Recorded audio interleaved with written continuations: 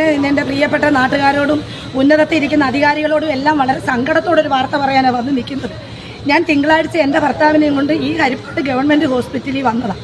ഒരു ചെറിയ കാല് വഴുത്ത് ഞാൻ എൻ്റെ ഭർത്താവിനെയും കൊണ്ട് ഇവിടുത്തെ സൂപ്രണ്ട് സുനിൽ എന്ന് പറയുന്ന ഡോക്ടർ എൻ്റെ ഭർത്താവിൻ്റെ കാല് കീറിയത് പോട്ടെ, കീറി കഴിഞ്ഞിട്ട് അയാൾ പറഞ്ഞു പിറ്റേ ദിവസം 3-ാമത്തെ ദിവസം ഒരു ഓപ്പറേഷൻ നടത്തണമെന്ന് പറഞ്ഞു.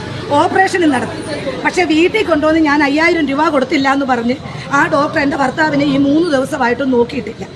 ഞാൻ അയാളുടെ പുറകിൽ നിന്ന് നടന്ന് തൊഴുകയോടെ ഞാൻ ചോദിച്ചു, അയാൾ എന്നോട് കേട്ടില്ല. ഒരു മരുന്നിൻ്റെ വിവരം ഞാൻ ചോദിക്കാനായിട്ട് അയാളുടെ പുറകിൽ നടന്ന് ഞാൻ ശ്രമിച്ചിട്ടും അയാൾ അത് ചെയ്തില്ല. ഇന്ന് രാവിലെ ഞങ്ങൾ ആ ഡോക്ടറോട് വീണ്ടും ഉച്ചവരെയായിട്ട് 3 ദിവസമായിട്ട് നോക്കാത്ത രോഗിയെ നോക്കുന്ന കാര്യം പറഞ്ഞു സൗകര്യപ്പെടത്തില്ല എനിക്ക് വന്ന് നോക്കാനെന്ന് പറഞ്ഞു.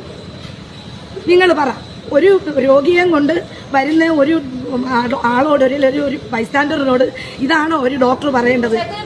നല്ലതുപോലെ ചൊഴഞ്ഞ് ഒരു കിലോ അരി കൊള്ളത്തക്ക രീതിയിൽ ഒരു കുഴിയാക്കി വെച്ചിട്ടുണ്ട് എൻ്റെ ഭർത്താവിൻ്റെ കാല്. എനിക്ക് എൻ്റെ 2 കുഞ്ഞുങ്ങൾക്കും അയാൾ ഓട്ടോ ഓടിച്ച് കിട്ടിയാലേ ജീവിക്കാൻ പറ്റത്തുള്ളൂ. സെക്യൂരിറ്റിയെ കൊണ്ട് അടിക്കാൻ പിടിച്ചു. ശ്യാമെന്ന് പറഞ്ഞ ഒരു സെക്യൂരിറ്റി ഇന്ന് രാവിലെ എന്നെ അടിക്കാൻ ശ്രമിച്ചു. അസഭ്യമായ വാക്കുകൾ പറഞ്ഞു. വെളിയിലിറങ്ങാൻ കൊള്ളാൻ കേൾക്കാൻ പറ്റാത്ത വാക്കുകളാണ് ഈ സെക്യൂരിറ്റി ഇന്ന് എന്നെ പറഞ്ഞേക്കുന്നത്. ഇപ്പം പാർട്ടി പ്രവർത്തകരും മറ്റുള്ളവരും നോക്കി നിൽക്കേ, ഈ ആശുപത്രിയിൽ ഒരുപാട് ജനങ്ങൾ നോക്കി നിൽക്കുക അയാൾ എന്നെ അടിക്കുമെന്ന് പറഞ്ഞു. അയാൾക്ക് എന്താ കാര്യം?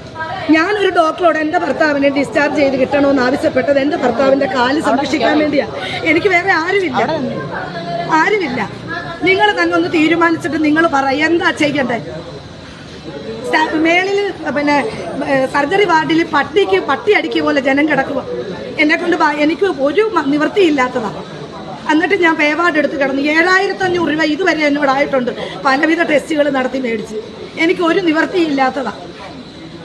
സുനിലെന്ന് പറഞ്ഞ ഒരു സൂപ്രണ്ട് ഇങ്ങനെയാണോ ഒരാളോട് സംസാരിക്കേണ്ടത്?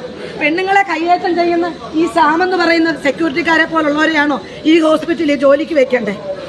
ഇയാൾക്ക് എന്താണ്, സെക്യൂരിറ്റിക്ക് എന്താണ് പ്രശ്നമെന്ന് എനിക്ക് മനസ്സിലാവുന്നില്ല. അതുകൊണ്ട് ദയവ് ചെയ്ത് ഇനിയെങ്കിലും എനിക്ക് മാത്രമല്ല ഈ പരാതിയുള്ളത്. ഈ ഹോസ്പിറ്റലിൽ ഞാൻ എല്ലാവരോടും സംസാരിച്ചപ്പോൾ എല്ലാവരും പറഞ്ഞേക്കുന്നത് എന്താണെന്ന് വെച്ചാൽ ഇവിടുത്തെ മുഴുവൻ ആളുകൾക്കും പരാതിയാണ് 5000-4000 രൂപ കൊടുക്കാതെ അയാൾ നോക്കത്തില്ല എന്നുള്ളത്. എനിക്ക് ഈ 5000-4000 രൂപയൊന്നും കൊടുത്ത് നോക്കാനുള്ള കഴിവില്ല. ദയവ് ചെയ്ത് എൻ്റെ കൂടെ വന്നവരെ ഉൾപ്പെടെ ഇന്ന് ഇവിടെ തെറി പറഞ്ഞു. എന്നിട്ട് പറഞ്ഞു എൻ്റെ പേര് കള്ളക്കേസ് ഉണ്ടാക്കി കൊടുക്കുമെന്ന് പറഞ്ഞു. അതുകൊണ്ട് തന്നെയാണ് ഞാൻ ഇന്ന് രാവിലെ മുതൽ ഇത്രയും പ്രശ്നങ്ങൾ ഉണ്ടായിട്ടും ഞാനത് ഒന്നും പ്രതികരിക്കുന്നില്ല എന്ന് വെച്ചതാണ്.